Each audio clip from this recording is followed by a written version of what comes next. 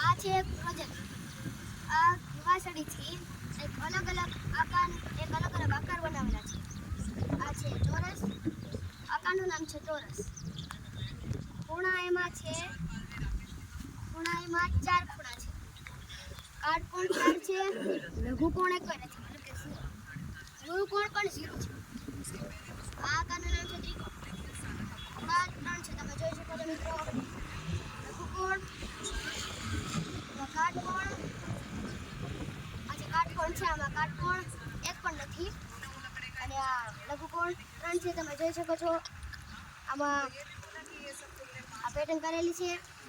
ગુરુકોણ પણ એક નથી, એટલે 0. આ આકારનું નામ લંબચોરસ છે. ખૂણામાં 4 છે. કાટકોણ પણ આમાં 4 છે. લઘુકોણ આમાં 0 છે, મતલબ કે એક પણ નહીં.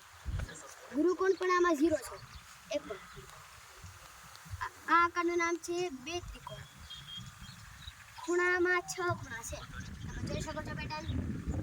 અને કાટકોણ આમાં 0 છે. લઘુકોણ તમે જોઈ શકો છો. લઘુકોણ આમાં 6 લઘુકોણ છે. આ પેટર્ન છે લઘુકોણની પેટર્ન છે. ગુરુકોણ આમાં 0, એક પણ નહીં. આ ષટકોણ છે.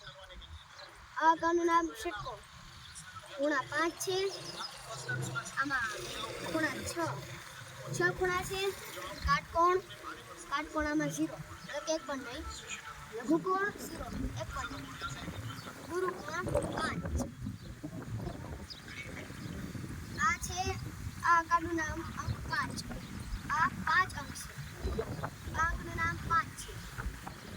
અને આમાં આ 4 છે. કાટકોણ 4 છે. લઘુકોણ આમાં એક પણ નથી, એટલે 0. ગુરુકોણ પણ એક પણ નથી, એટલે 0. આ આકારનું નામ અંક 7. આ 7મો અંક છે. ખૂણો આમાં એક જ છે, જો તમે જોઈ શકો છો મિત્રો. ખૂણો 1 છે. કાટકોણ 0, એક પણ નથી. લઘુકોણ 1 છે, તમે જોઈ શકો છો. ગુરુકોણ એક પણ નથી, મતલબ કે 0 કહેવામાં આવે છે. આ છે અંક 6. આકારનું નામ અંક 6 છે. છઠ્ઠો અંક. ખૂણા 5. કાટકોણ 4. લઘુકોણ 1. ગુરુકોણ 0.